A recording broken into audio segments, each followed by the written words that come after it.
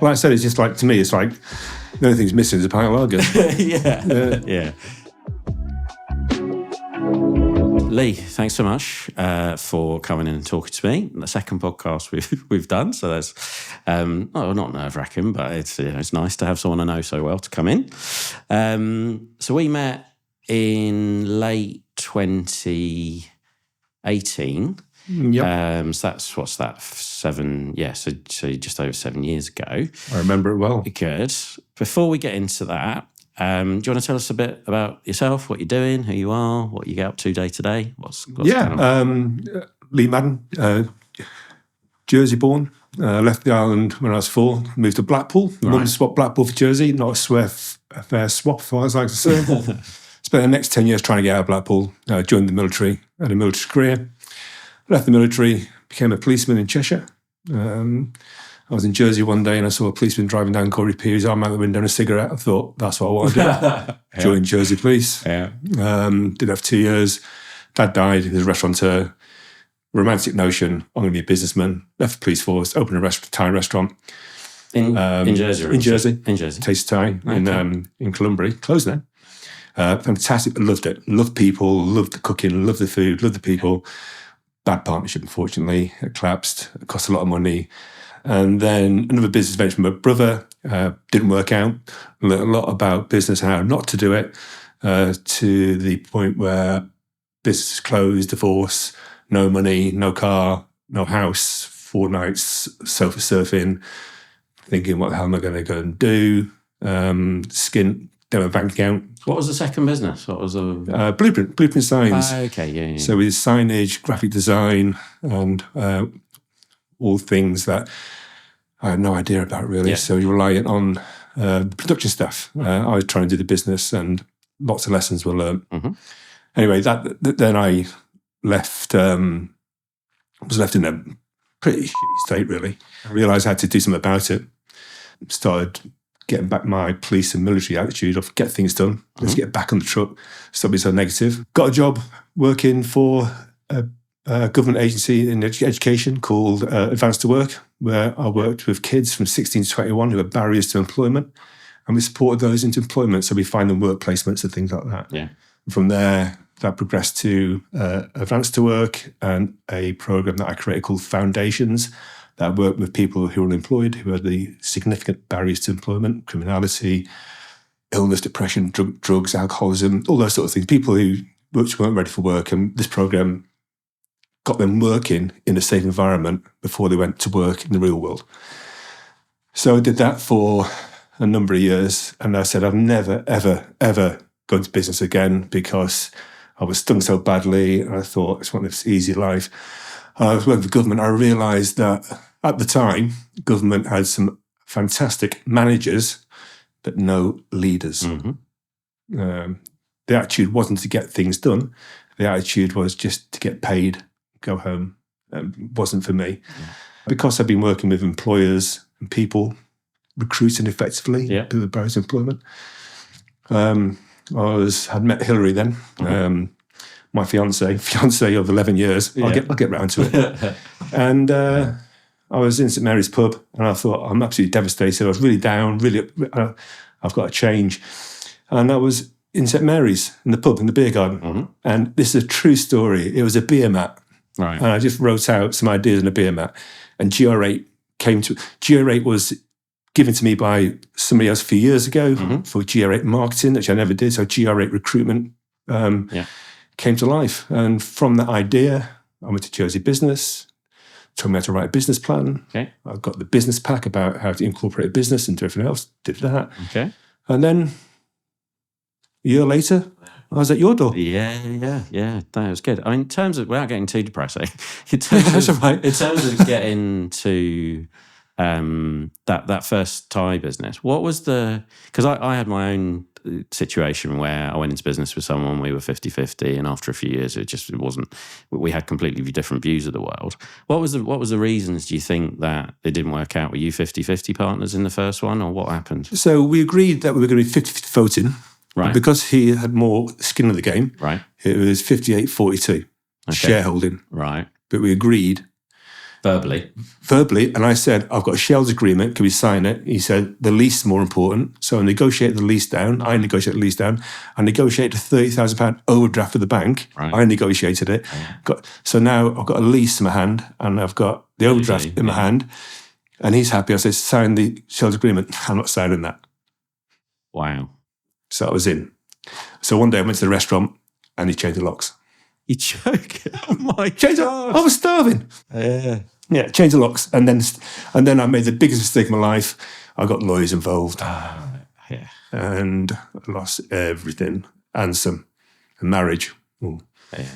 Yeah. So not to get too depressing. No, but so the lesson is paperwork up front, or what do you think, or was just picking the wrong dude, or what was the background to Control your destiny, know where you're going and control it. I found that with the second business, my brother. Okay.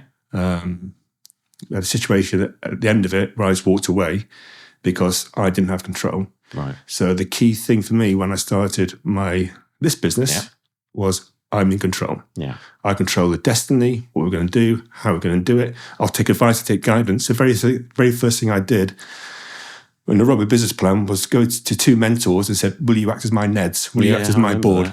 Will you be my board so I'm accountable? So whilst I'm sitting in Royal Yacht on a summer's day, shall I have a pint or shall I go and see that client or shall I do this? I'm accountable. So accountability, but I was accountable mainly to myself. And in terms of sort of operational lessons from those days, so the cafe, was it restaurant? It's a restaurant. Sorry. So the restaurant was going well. Brilliant. Okay, so it was almost going too well for. Oh, it was brilliant. I would come in at 9 a.m, pay the chef to come down. I'd get him to cook 6 dishes. I'd go into JT into the bank just before lunch with the marketing team. I'd bring all this food out. The wafts and smells were in the bank, and I'd give them free food. And they say, "Come to the restaurant." And they start bringing the clients and corporates, you had to book. You had to afternoons, lunches. It was making loads of money. Hence the lawyers partnership. Got it, yeah. And then in terms of operationally, was that because you didn't know, signage? Obviously, I know a little bit about now these days. So, in terms of how that worked operationally, were you in charge of the new business side of it, or were you in charge of the operational side of it, or how did you guys split? So my brother did the fabrication and the measuring and all those sort of things. I'd go out and measure twice. I wasn't very good at measuring, so we lost money because we were going back and fixing jobs all the time. The margins are small, and if you go back and fix it, you lose your margin. And these are things I now understand and realise in business. Back then, I wasn't so. It's my brother, so I'm not going to go into too much detail. But the money was going not where it needed to go. Fine. Because there's demands both. So things were getting paid, petty debts. You were just putting your effort into the business. Judgments and all those sort of things. Fair enough. Okay. I mean, we called this podcast being #GreatAtBusiness because it's, it's obviously a bit tongue in cheek, but it's a lot tongue in cheek. But the like I said to Ollie before, there's being great in terms of scale and size and growth and all that impressive stuff, but there's being great in your own way in a small company doing great things, right? And what does great at business, being great at business, mean to you? Do you think GR8's great at business, and where's that for you? When you wake up in the morning, you look in the mirror and go, I'm doing the right thing, and you can look yourself in the eyes and go, you're morally right, you're doing the right thing, you're putting the effort in, and you've got complete faith and belief in what you're going to do. And when you can go to sleep at night and go, if I've made a quid, I've still made a quid, I made it ethically and I'm doing well. If you've lost a quid, it's like, you got to deal with that. But being a great business in Jersey, I think you've got to be community based. I think you got to look at the community. You got to look at what you're taking versus what you're going to give back to the community as well. Mm-hmm. I love the fact that my business has a win-win situation for changing lives one job at a time. So if I'm recruiting Carol, who's just come back from to work after 4 years taking care of a new kid, the kid's gone to nursery, and she's back into work, she's getting back to a new friendship, it's changing her life. If we're working with a worker from Africa, Kenya, who's coming over, the impact is changing lives. So I've got a job, I've got a business that changed people's lives for the good. It's a positive. And if you ask me, what's my why? What do I do? I change lives one job at a time because that's what I do. So doing that sort of business is so enjoyable. And sometimes when somebody like me, you're lucky enough, you do something you love and you happen to get a monetary gain from it. You set up in early 2018? Incorporated on the 8th of January 2018. Okay, fine. And before you did that, so you're saying it was a bit frustrating, etc., in the civil service. What was it? How nervous were you about going back into business, bearing in mind? I mean, the other two you weren't in control of, so I guess it felt different. Or what was the feeling before you said, right, I'm going to quit my job? Or was it a side hustle for a bit? Or? No, it was all in. I took VR. Voluntary redundancy from the States. Okay. 14 grand. Okay. And I got a PPI claim, which I thought was going to be a few hundred quid. And I got a letter, 9 grand. I went, yeah, dude, really? 9 grand. So I got £23,000 working capital. Right. So that's how I started. And that was the salary for the first, or was it salary or what was it? What did you spend that money on? I took 50 quid a week. Okay. So my team needed high-vis vests, helmets. Right. So they need branding. Mm-hmm. There's a thing called a JSAT card. It's a Jersey Skills Awareness Test. To work on a construction site, you need to have this card. I've got my card. I've done the training. Okay. Mm-hmm. And I was paying £2-3 to get these cards printed, each one. And the card printer I could buy was 800 quid. And I spent 2 days thinking, I afford this. And I read somewhere, and it was one of the great podcast speakers, I can't remember what it was, make a decision.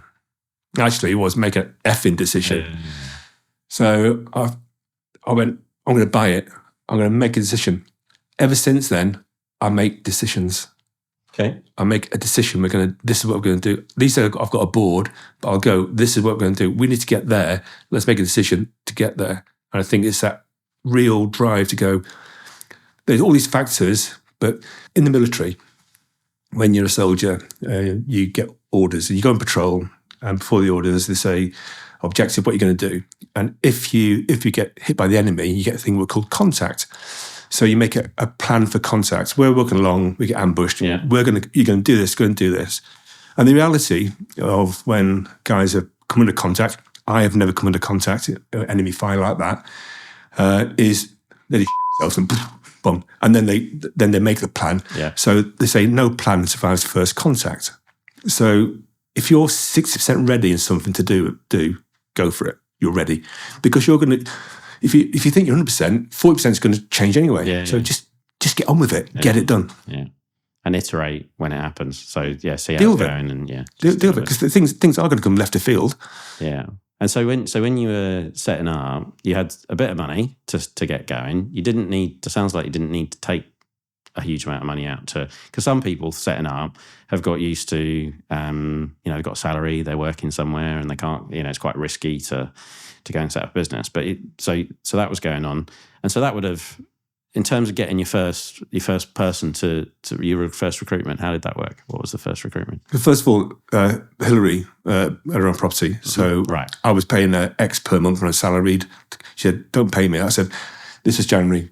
I said, if by June it's not working, I'll look to get a job. Got my first contract. It was a roof at Kennevay above the Waitrose. Right. And I got 2 lads, got the training, got the JSAT cards, got the high-vis vest, got the hat with GR8 sticker on, dropped them off at 7:30, got on site, very proud, took loads of photographs of like me and GR8 and all this sort of stuff. Left them at 8 o'clock and I drove away. And I think I was charging out, I was paying them £9 an hour and I was charging out £11 an hour, something like that. Margins these days you shudder at. And I was driving along at 8 o'clock. At 9 o'clock, I realised I'd made £1.32 profit. And I thought, yes, I'm in business. And I thought, that was the starting point. This works. Yeah. If I can make £1.32, I'll make 132. I can make 1,032. I'll make 100,000. I can make $1 million. Yeah. So that was that start. Okay. And then a single focused thing about. How did you get the first 2 lads to trust you? They're pretty desperate. Okay. But no, actually, one was my friend's son, and another guy who was. The client was a friend of mine who supported me during the setup. So he gave me my first job. Yeah. One of the lads needed a job, and the other lad needed some pocket money. Yeah. So, perfect. But it was a good tester. So does this system work? So the system was a case that I realised they got a timesheet. I've got to get it signed off. They've got to hand timesheet in. I've got to do payroll. I've got to do invoicing. I've got to do banking. So when you do it once, the first time, it's very difficult. And when you get 2 goes to 6, it's more difficult. And when the bank system is crap, and it's like, So it's every step of every business, and great businesses learn from each step. So they move forward. So it's a learning curve. But I'll never forget the feeling in the car and say, yes, made that profit. Tiny amount of money. But we met at the end of 2018. You've been approached by a competitor to potentially take on some work from them. How big had you got between setting up with the 2 guys and going, what was it, like sort of summer 2018, middle? So the most important thing for me was to have a plan. So I wrote a business plan, 5-year, 10-year with exit strategies. I knew what I wanted to do. I knew where it's going to go, how it's going to work, but ready to change if I needed to do it. So my first worker, that's the first one. So the next part was to get premises, and there was the whole business plan. Right. And part of the business plan was to look at my competitors and to effectively challenge them for their market. Not necessarily take them out, but challenge them in the market. So at the time I needed business licenses, I needed work permits, what they're called, work permissions from HAWAG to employ people who weren't from Jersey. So I had 5 of those, and I employed 20 local people who had registered permission. So they were out working. And then I was approached by a client who said their supplier, who was one of competitors, is in trouble. There's a real bad situation. And without going into too much detail, but it resulted in me taking a massive risk 3 weeks before Christmas 4 weeks before Christmas in 2018. Do I take on that payroll? Do I pay the people who weren't going to be paid before Christmas and do what I thought morally the right thing? Take them on, and then take the risk of not getting the licenses that company held. So I paid them, and I got them on, and we did all correctly. I was investigated by the Jersey Information Commissioner, right? Because somebody said I've got the detail. It wasn't. It was all. They said there's nothing to worry about. So then I had to go before HAWAG and argue the case. What's HAWAG?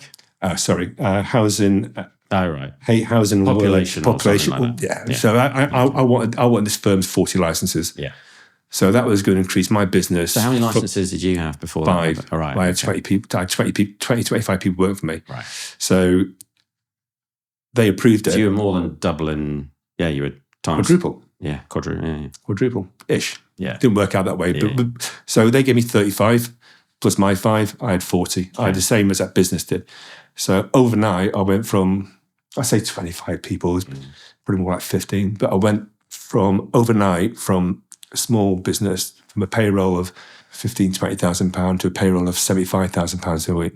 And I had to find that money. And now it's a lot more than that. So a little bit. I can afford your fees, so there we go. Well, worth every penny, as we know. As we know. So that continued. That took a little while to bed in, obviously, because there was, and the lads were obviously delighted that their Christmases weren't ruined and all that sort of stuff. In terms of the team that was helping you at that point, was it just still you on your own at that point, or was there? So it was me and a laptop. Yeah. And I used to go to the Curiosity Cafe. Right. And that's where I based and do interviews. Okay. Then I found Barclay's Eagle Lab at the library. So I started working from there. I employed my very first admin assistant, Holiday, who did 10 hours a week. Okay. She's now one of my directors and as a major part of the company. And we started working from the library. We took over this business. From that, I took on 2 operational staff. So then we were 4. I needed offices. So I got the offices in West Centre, a shared office. And I went from there. Did you know Em before you started working together? No, so Em's husband was in the army. I was in the army, so the connection was from the army. And then later on, the other director, her husband was in the army and knew in the army. Okay. So my 2 directors now, Em and Di, who are, you need good people in your organisation. Yeah. You need people you can trust. You need people that you can go to sleep at night and know, or be away as good as good. And thankfully, I've now got an absolute. I've kissed a few frogs throughout my life, but especially in business. Yeah. And yeah, they're an absolute superb team. Yeah.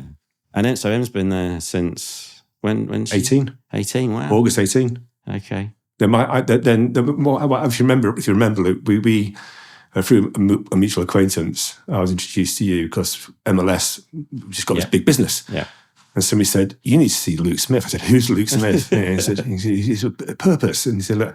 So we came down and sat downstairs, and I said, "Yeah, this is the business." You sat there sort of as you did at the head of the table. And I said, "I'm making this." He went, "No, you're not. Yeah. You're not making that at all." And then at the time, my vision on my team was very different to what it is now. It was, I think you said I was too generous. It was, I was a bit. Well, you were trying to, as far as I could tell, you got a group of people around you that you really trusted, and you wanted everybody to share in the success you were creating.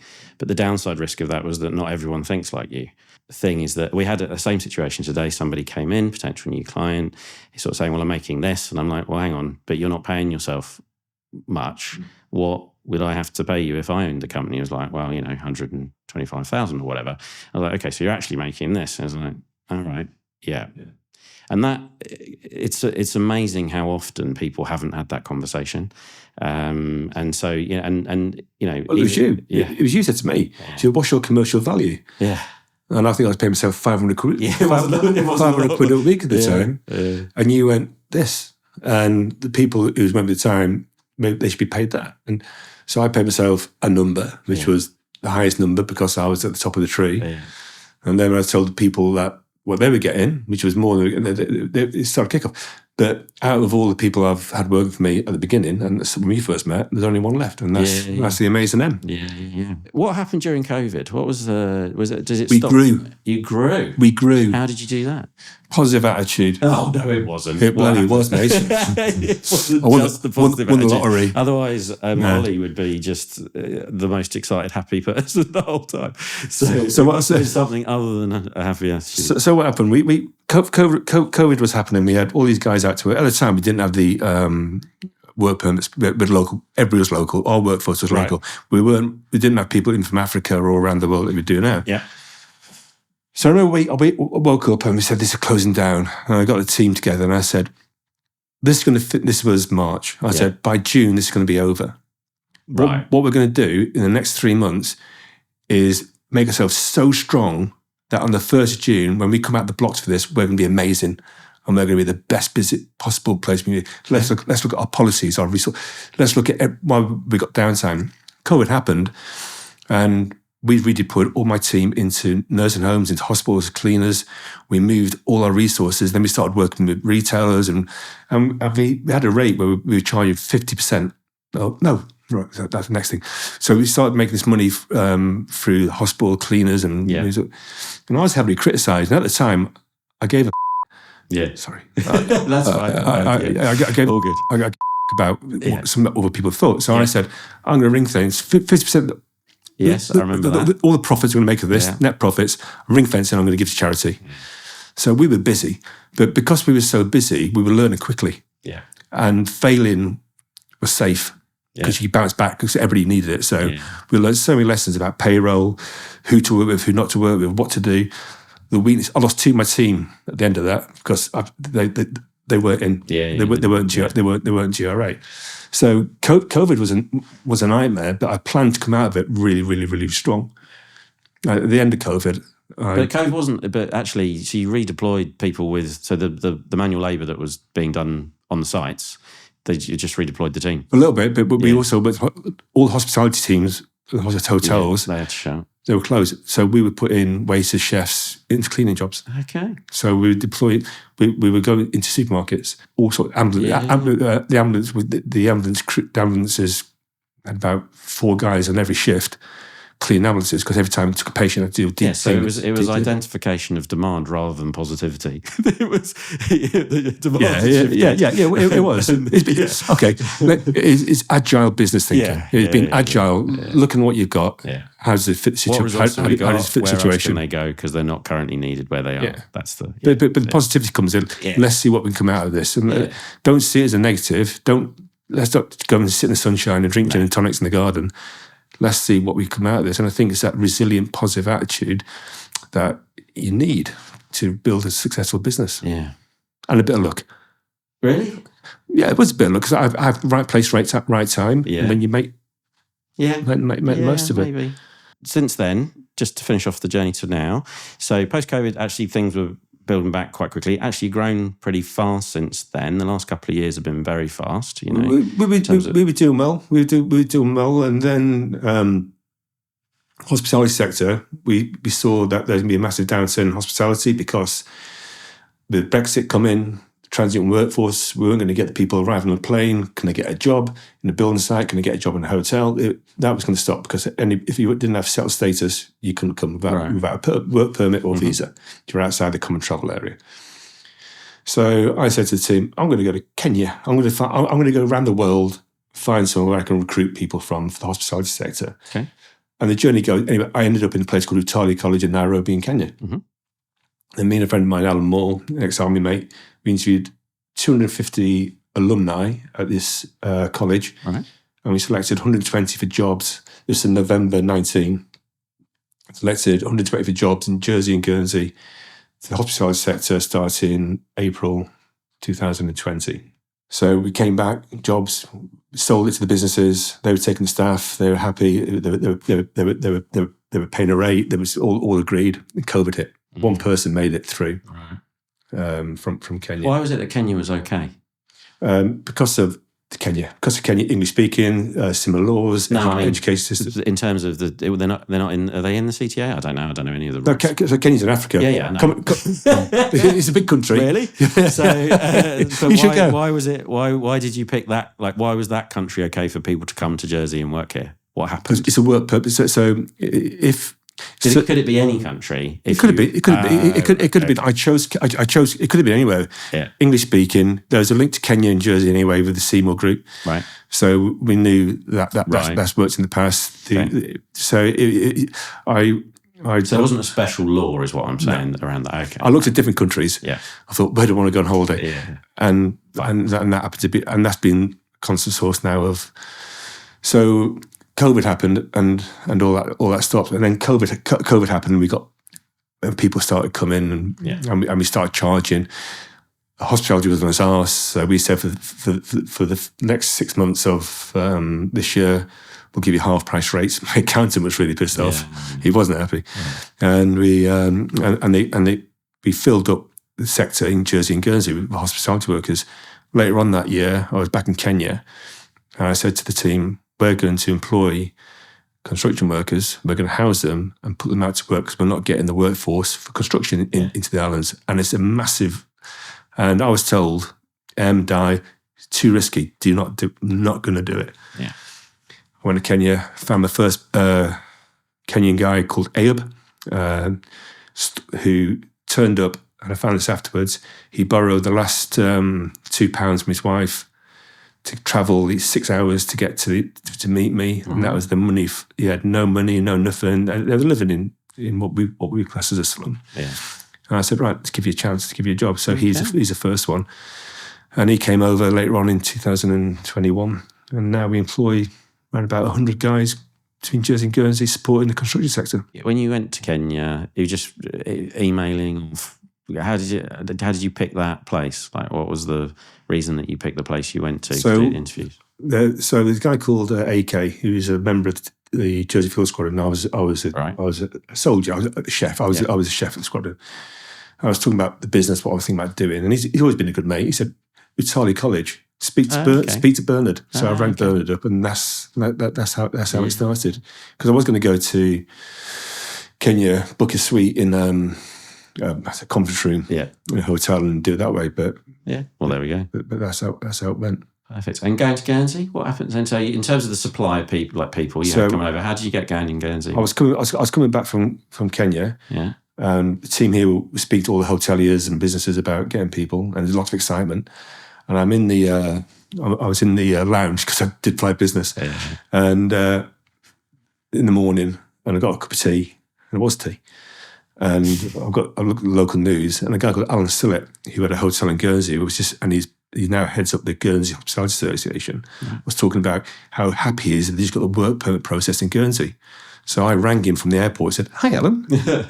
I said, and he went, "Okay, I'll call him when I get back." Yeah. And he's really suspicious about it. Yeah. Then Jersey Hospitality Association, Simon Saw, said, "No, Lee's Jen." Yeah. So then I went over there, and then we started supplying them with... And that was the beginning of that? Yeah. So Alderney Sark, and so that's how it started. And then obviously the construction workers followed. That's the story up to now, pretty much. There's obviously lots of stuff happens along the way. But in terms of just trying to learn a few sort of lessons, are there things when you look back over any of that time frame where you think, I knew that wasn't going to work, and I knew at the time I shouldn't do it, but I did it anyway? And if other people are going to start trying to do business for themselves and they've got that feeling, should they just go, what do you think? Is there anything there that you think was interesting to think about? Fail fast. Okay, what does that mean? Because I don't think you should fail at all. Okay, I think you should go into something, take a look. If it looks crap, it's not going to work, come out of it. Okay. Not necessarily do something, but you should look opportunities. Take your losses. Sometimes we set up GR8 UK. Yeah. And we spent £20,000 doing so, thinking we could bring what we brought over there. And then I realised how difficult. I probably could have done it, but it'd probably 14-hour days. I'd have to live over the resources would have been. So I was like, no. So I company's house, I closed it down, and I walked away from it. I think it's knowing. So it might be boring, but I don't think that's failing. I mean, if you try something and it doesn't work, then you've just tried. It's not that it's Tomato, tomato. Yeah. Really. So how I see it. So I think if it's viable, and it feels right. Well, people do that over there, so there will be a market for it. It's just, have you got any particular reason why you're going to be better at it? What's the offer that's different, for example? And that's the. And there's still a dream about the bigger market, but I think over the last year or so, sort of attitudes change as you get older. Sort of like, how hard do you want to work, and what's enough? Yeah. I know Henry Ford when he asked, how much is enough? And he went, just a little bit more. He's one of the richest man in the world. So I think we're past that, aren't we? I mean, generally speaking, most people are past that. I think you summed it up a few years ago. You said, do you want a lifestyle business? Yeah. I think some people who want to make rockets and go to the moon, and you've got some people who want to have a good business, have a good lifestyle, have a boat, go fishing, and then just sort of like make the most of life. We're here for a good time, not a long time. So I think that's the important bit in business. Do something you're passionate about. Yeah. I think anybody goes into something they can make a quick buck and it's easy. It's probably not. You're probably going to fail. Like you've got a thing at the moment where we've always had it, but it's been, I'm going to be a footballer when I was a kid, and I'm going to be King of Dalglish and do that. You're not, are you? No. And these days, I'm going to be an influencer. It's just generational, and how people of my generation, our generation, work with the next generation is key to our success, because they are going to be the future. Maybe, right? If those jobs exist anymore, it's going to be really interesting to see what happens. There's going to be business. There's going to be commerce. There's going to be a transaction of cash for service.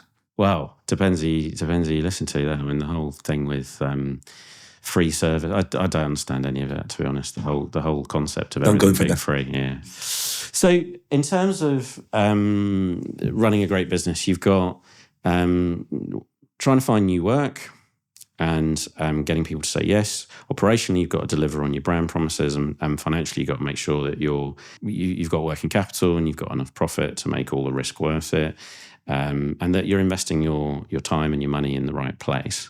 In terms of each of those three aspects, I mean, what's been the key to success in generating potential new clients and actually converting them into clients? What's the biggest thing that you've done over the years to achieve that? About relationship, isn't it? I think it's about relationship. You work with people you like or who like you. you deliver. And if you say you're going to do something, you do it. And if it goes wrong, you go, it's gone wrong, let me fix it. I think as long as you've got that trust, I'm paying you for this. If you do that, great, I'll give you more. Yeah. So there's so word of mouth referral. Word of mouth referral. Yeah. I think it's really important in business to have structure. Okay. So the first thing I did, I got my board. Very early on, I got my first card machine. But then I set up, if I can't do it myself, I'll get somebody else to do it. Mm-hmm. I've got great accountancy, mentoring service with All Sorted and Purpose. I've got virtual HR. I've got Focus IT, Dummy IT. I've got Paul Bryan, Pro Forwarders. So I've got all these people who I pay to make sure that my business is strong. Core to that is making sure that the bank balance is resilient. So if something goes wrong, a local firm went bust. And on a Tuesday morning, I lost £75,000. And I woke up and I thought, the day can't get any worse. Then I had to go to... Did I email you that day? Make it worse. Come and see me. Come and see me. Come and see me. But I did call you later on in the day. And then Di, who was responsible for her job as debtors, she walked in crying. Crying, she said, I resign. And I said, we'll make £75,000 more. Don't worry about it. Right. That's a number. Yeah. It's the attitude that's going to count now. Yeah. And we've built a strong resilience. We can pay everybody. We can get past it. And at the end of the day, it is unfortunate. We learned so much from it, how we do things better. End of the day, it's a red line in a year accounts. Yeah. And that's what it is. Nobody died. But the fact is, business, we built resilience. So we can weather the storm. And I think if you've got a ship that's got a good captain, good crew, good boat, it can go for anything. Have you done anything outside of the doing a good job and keeping your promises? Is there anything specific around marketing or advertising that you've done that you thought, well, that worked really well? From day one, I created the GR8 brand. Mm-hmm. And the idea was I wanted to be like the McDonald's Archers, but in Jersey. Right. So it's a very distinctive brand on the back of a yellow high-vis jacket. That was that. Yes, you're out and about a lot, and a lot of people. You know, I told my son what I was doing this morning. He's like, "Oh, GR8, yeah, I've heard of them." And he's at school, so you know. I went to Highlands a few years ago, and I did loads of social media, and I was doing it myself. Right. But we were doing a cookery thing with some students. We had a chef over from Bulgaria who was sponsoring a hospitality thing. And I was telling the kids, and I said, oh, GR8, oh, you're GR8, you're all over social media. And I was like, yes. So social media, promoting yourself, networking. I think in our communities, Jersey and Guernsey, networking is key. Yeah. It's not what you know, it's who you know. Yeah. And I think that is so important. It's attitude as well, isn't it? There's certain people that we know within our businesses and outside of business. You go like, yeah, you've got it. You do it. And other people, you think like, how the hell are you still in business? Yeah. So it's about.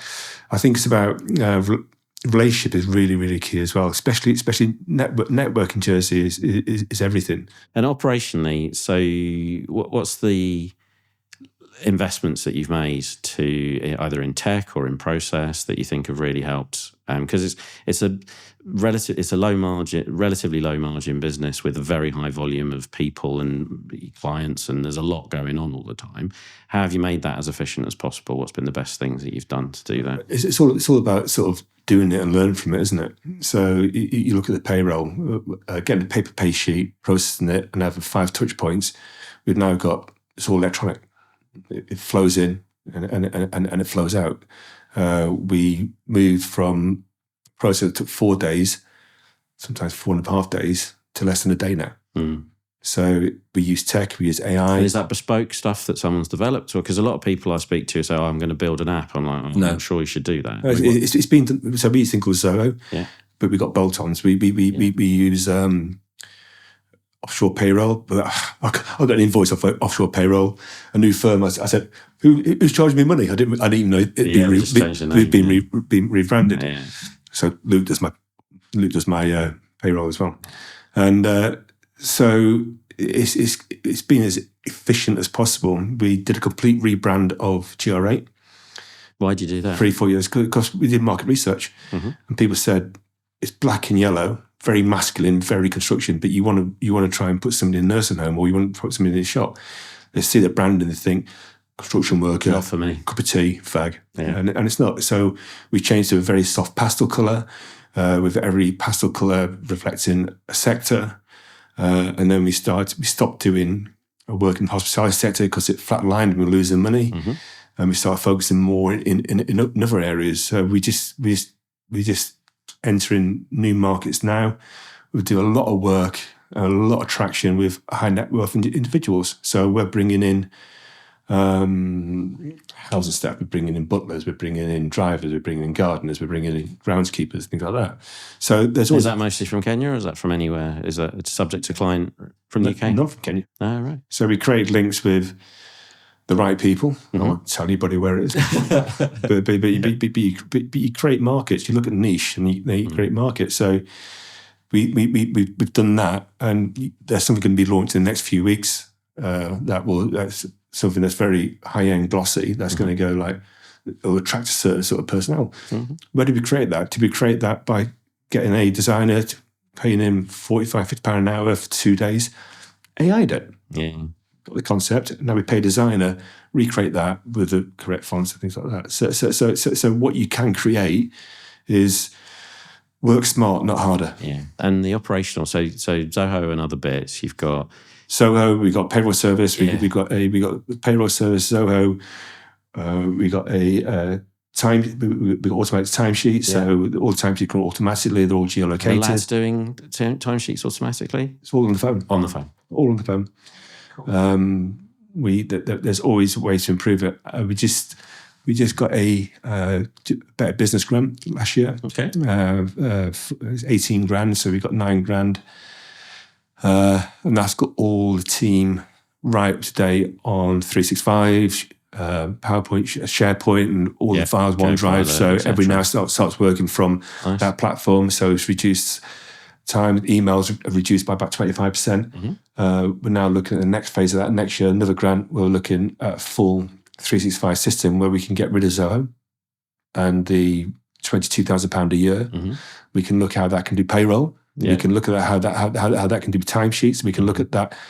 Obviously not as well as us. So, no, it is.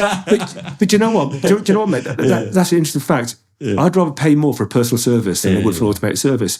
I'd rather spend another 10% on something, knowing that I could pick up the phone and go, Luke, this has gone wrong. Well, there's a backup plan, isn't it? Yeah. And it's trust and it's personal. Relationship. It's personal because I never want to let you down, and you never want to let me down. No. So I think that's what it comes down to. I don't know exactly when we must have started 2019, 2020, something like 2019 probably, when we got properly involved. When you set your first invoice. Yeah, probably 2019 was the first invoice. What's the value that you get from the reporting, on a monthly basis? Because it's really difficult for me to articulate that to people when I'm talking to them. Your team provide me a monthly snapshot of the business. Every month, apart from 2 months when we Christmas and in the summer. I know exactly when the business is. I know exactly where it's going because I know what my margin is. I know what I'm making, what my gross profit, my net profit, what my cash flow ratio is, what business line's making money, what's losing money, what's breaking even. So by having the right information in front of you, you can make strategic decisions.